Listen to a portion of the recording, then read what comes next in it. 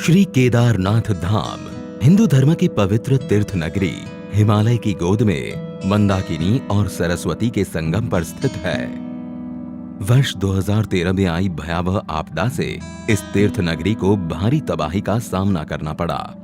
ये दृश्य 19वीं सदी का है, जब मंदिर का गरिमामय रूप दूर से ही दर्शित होता था। इसके पीछे की ऊंची बर्फीली पहाड़ियां दृश्य की भव्यता को और बढ़ाती थी। फिर धीरे धीरे इसके चारों ओर अनियोजित इमारतें बन गई और मंदिर मानो कहीं छिप सा गया। वर्ष 2017 में माननीय प्रधानमंत्री जी स्वयं श्री केदारनाथ धाम आए एवं धाम के आध्यात्मिक गौरव और दिव्य स्वरूप को पुनः स्थापित करने के लिए श्री केदारनाथ धाम पुनर्निर्माण योजना की परिकल्पना की। यहाँ की रुचि प्रकृति प्रवृत्ति के अनुसार ही इसका पुनर्निर्माण किया जाए। उसमें आधुनिकता होगी, लेकिन उसकी आत्मा वही होगी जो सदियों से केदार की धरती ने अपने भीतर संजोए रखा हुआ है। ऐसा पुनर्निर्माण करने की दिशा में इसका काम होगा। इस परिकल्पना के आधार पर सभी हितधारकों की भागीदारी से पर्यावरणीय संतुलन बनाते हुए एक महायोजना तैयार की गई थी। गौरीकुंड से 16 किलोमीटर दूर पैदल मार्ग पर स्थित धाम में इस पैमाने की परियोजना को क्रियान्वित करना, इसके लिए निर्माण सामग्री जुटाना, दुश्वार मौसम और विषम भौगोलिक परिस्थितियों के बीच एक बड़ी चुनौती थी। मंदिर तक पहुंच मार्ग का निर्माण पहले कार्य के रूप में लिया गया। आपदा से पहले मंदिर परिसर में 10 फीट संकरे गलियारे में स्थित कई भवन क्षतिग्रस्त हो गए थे और 30,000 टन मलबा चारों ओर फैल गया था।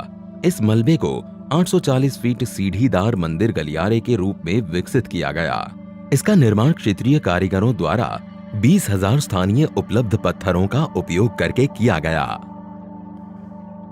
2 नदियों के संगम पर स्थित इस 104 फीट व्यास वाले आगमन प्लाजा का निर्माण वृत्ताकार रूप में 51,000 स्थानीय पत्थरों का उपयोग करके किया गया है।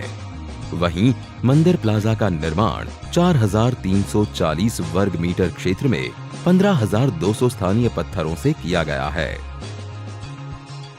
बाढ़ से सरस्वती और मंदाकिनी नदी के किनारों के साथ बह गई भूमि के पुनर्ग्रहण तथा बहुस्तरीय बाढ़ सुरक्षा कर मंदिर परिसर को एक द्वीप के रूप में बहाल करने के लिए दोनों नदियों पर बाढ़ सुरक्षा दीवारों का निर्माण कार्य किया गया।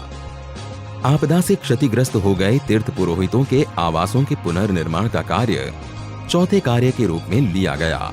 चरणबद्ध तरीके से तीर्थ पुरोहितों के घरों का निर्माण स्थानीय पत्थर, लकड़ी और ढलवां छत उपयोग कर स्थानीय स्थापत्य शैली द्वारा किया जा रहा है। 5वें कार्य के रूप में आपदा से क्षतिग्रस्त श्री आदि गुरु शंकराचार्य समाधि के पुनर्निर्माण को लिया गया।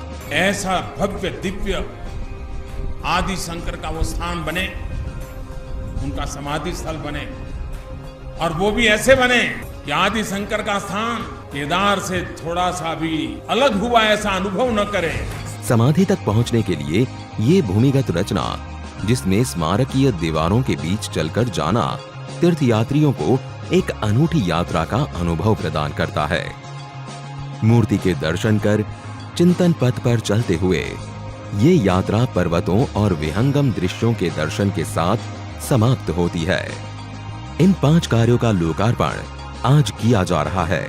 इसी के साथ लगभग 185 करोड़ की लागत से निर्मित हो रहे विभिन्न विकास कार्यों का शिलान्यास भी किया जा रहा है, जिनमें प्रमुख है मंदाकिनी एवं सरस्वती नदियों के तट पर स्नान और धार्मिक अनुष्ठानों को सुगम करने हेतु विशाल संगम घाट का निर्माण, धाम में यात्रियों के सुविधार्थ यात्री सुविधा केंद्र, रेन शेल्टर, जलपान गृह आदि का निर्माण, कुशल तीर्थ क्षेत्र प्रबंधन हेतु पुलिस स्टेशन एवं कमांड एवं कंट्रोल सेंटर का निर्माण, किसी भी अप्रिय घटना एवं विषम भौगोलिक परिस्थितियों में यात्रियों को चिकित्सा सेवाएं उपलब्ध कराने के लिए एक अत्याधुनिक चिकित्सालय का निर्माण किया जा रहा है, जिसमें आपातकालीन सेवाएं, ऑपरेशन थिएटर, आईसीयू आदि की सुविधा होंगी। ये निर्माण योजना मात्र भौतिक सुविधाओं को ध्यान में रखकर नहीं, वरन इस स्थल की लौकिक व तीर्थ यात्रियों की आंतरिक ऊर्जा को पुनः जागृत करने का एक प्रयास है।